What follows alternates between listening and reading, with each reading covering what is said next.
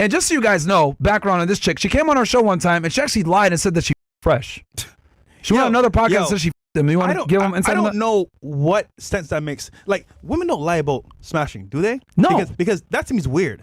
Who does that? Yeah. Niggas lie about smashing, but girls don't lie about smashing. That's how you know she's a verified 304. That's an L. That's on all fronts. Epic L. Even though I would have destroyed that. But either way, man, that's not the point. Point is, it never happened. So, you know what I'm saying? Let's roll the clip. Let's do it. Get him fresh. Guys, I'm here with the one and only Bradley Martin. Let's go. We're gonna talk. We have some stuff to talk about. Obviously, we gotta get into it. I know him more as number 101. No. Here, just fast forward on this crap. Fast forward this. Let's get right into the interview. This episode. Do you like this? Like, to be honest, before we get into this, I want to figure out like, what was your like life like before all of this? Yeah. Like, so were you gonna be something else? Did you have aspirations to not do that? You know what? Not really.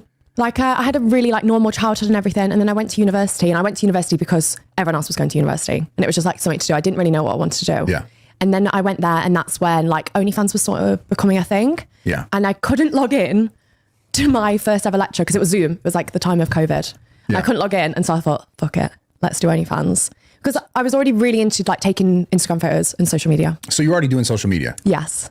And then OnLifans became a thing, or it had been a thing? It kind of been a thing. It was just kind of like people were talking about it a little bit. Yeah. And I just kind of heard of it. I didn't realize you could actually make money on it. Like I thought, this has got to be fake. You can't make money on the internet. Yeah. Like, yeah. And so you didn't, what were you going to school for prior? Like, what were you going to? Nutrition. So you wanted to be like a bit of a nutritionist. I always loved sport. So something to do with that maybe. That's what I went to college for. Nutrition? And then you were just like, fuck it. I'm going to, like, would you, because this is the thing with the whole OF thing is like, most girls don't necessarily even start at that level of like, oh, I'm going to do actual pornography. Yeah. They kind of go, I'm going to sell pictures. Like, did it start like that? Yeah, it started like very much like more tame kind of stuff. But I was doing this kind of stuff in my personal life anyway. Like what kind of stuff? As Okay, in, like, pause. I was fucking lots of guys, gangbangs, like. Before you ever. So this is where, so what you guys are, this is going to be a red lens breakdown for you guys. So it always starts with this, right? One of the biggest cope mechanisms that these girls use when they enter into the, sex worker industry is they say, oh, I was already doing this. Like I was already banging guys or selling feed pics or some other shit. Like I was already involved in this stuff. So I figured I would just monetize it, right? This is their cope. Like I saw a clip one time of like these two girls saying like, yeah, like, I know girls that like go to college and they're sorority and they bang like a new guy every night. So it's like, at least I'm on OnlyFans and I make money doing it. Or, I'm not even as big of a 304, right? But what these chicks don't understand is that actually you are. Because I would argue that a girl that does sexual things on camera is on the same level as a girl that's fucking a bunch of dudes off camera. Because the whole point here is your mind state when you're doing this shit. If you're over here willing to fuck niggas on camera, right, for money, that or even fuck yourself, like let's say you do like, use a dildo or the solo stuff content that these girls make. Yeah. If you want to do that, then that speaks a lot to your mind state. Your mind state is fucked up. Yeah. What are you capable of? You know what's scary? So imagine two girls, right? One girl is OnlyFans, one's in college fucking dudes every night.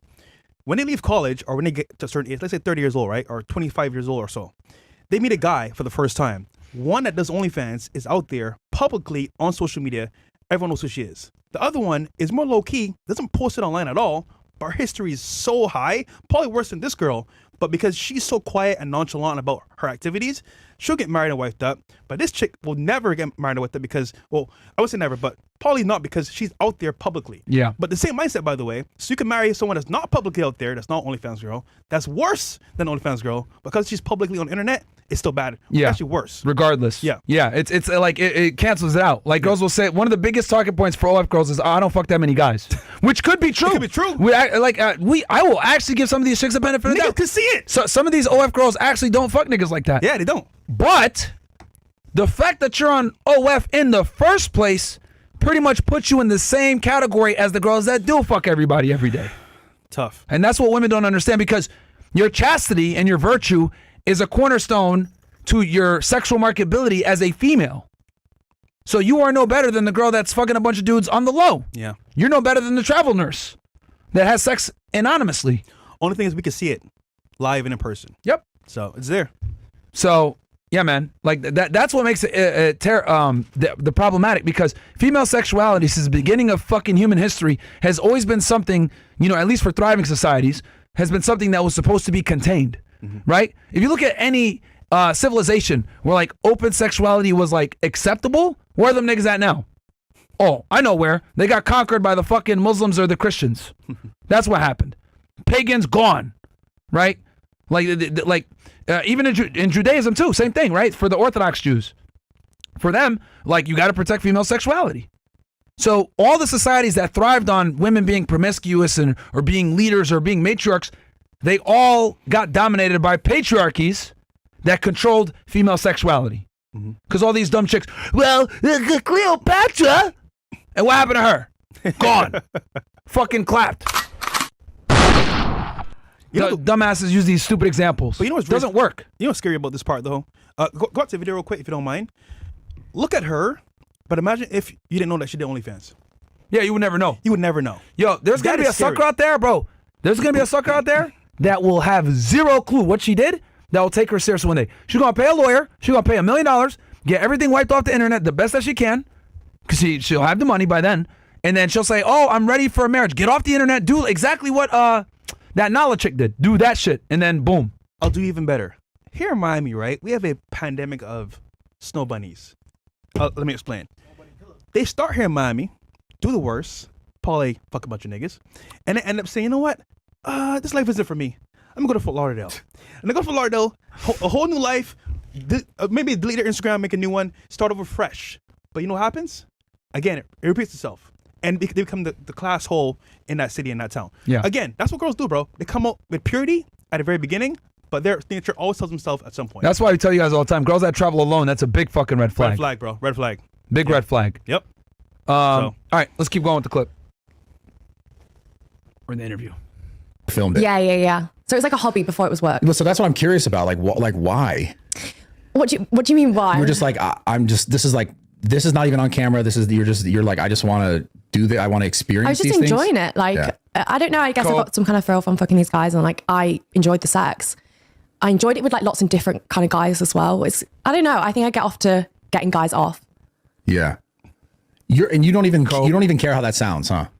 Why? How does that sound? Just sounds nasty. Like, you know, and what not the good kind. You know, what I'm really into as well. Like, I used to do like, Be nice. have you heard of Omegle? Omegle? Omegle. Yeah. So like when I was like flashing my, like, these like old guys, me like getting them horny, me like that. Like, I was But you were into like, that. you were never like, I want to. It's such an interesting conversation, because I feel like this whole industry, I mean, just pornography in general, is just so fucking toxic for people. Literally for the users, not because every time I have these conversations with people who actually like produce it or make the content, sometimes they're like, yeah, I regret it. I wish I didn't do it. A lot of times it's always after the fact, after they made a bunch of money, then they're like, yeah, it's bad. I shouldn't have done it. Of course. Pause. You don't think you're ever going to feel that way? No. Self-delusion as well. Yeah. We don't talk about In some extreme cases, yeah. Yeah. There's been a couple of documented reports of like, big, OF stars or big, porn stars. Yeah. Literally like ending it. That's true. At some point, your mental is going to be affected. Absolutely, point. bro. Absolutely. Like, Sartain always references this documentary. I forget the name of it. It's like Life After Porn or something like that. On Netflix, right?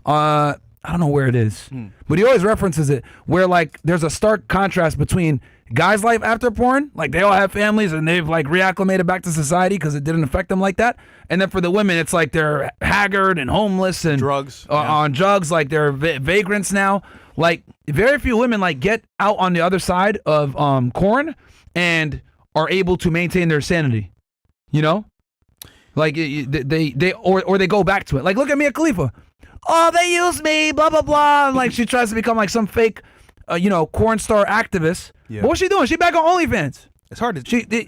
You can't, bro, once you get into the sex industry, there's like a 95% chance that you're going to go back. It's hard to get out. Almost impossible to get out. Successfully. Yeah. You know what I mean? Like, unless you make a bunch of money and maybe you get a simp. Like I know Nala right now, she has like that Christian dude with her, but that ain't gonna last, man. It's not gonna last. And then if she loses him, she probably will go back to doing what she was doing. How long you give it till they break up? That's a good question. I would say 1 to 2 years. Yeah, max. I'll give it 24 months. 36 at the absolute most. But after 3 years, cooked. She's gonna get rid of him, or something. Because the problem is that her ex, or sorry, the man that she's with right now, this Christian guy, he's like a novice Pokemon trainer, right? But what he doesn't know is that he's dealing with a level 100 Mewtwo, and I don't mean that in a good way, right? Like it's not something that can be controlled. Like she's pretending to be submissive and all this other shit, but that's not what it is. And the problem with these girls is like when they've endured that kind of trauma, it rears its ugly head at the most inopportune times. They're not stable at all. And not at all. Bro, give her a couple of drinks and them demons are coming out. Bro. You've talked about this, right? Like, girls you've dealt with that used to do that shit. Listen. They drink and they become their old self. Listen, guys, girls will still get purity. We said it all the time on the podcast. But imagine you're still purity at this level of, I want to say, Stasius, right? When you add alcohol into this mix, what happens is this woman becomes her true self. Freaky, ready to smash anybody that talks to her, and willing to give herself to pretty much anyone that's available.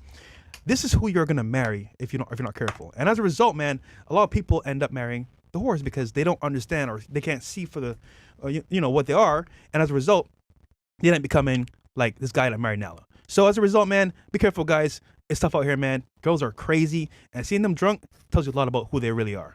So.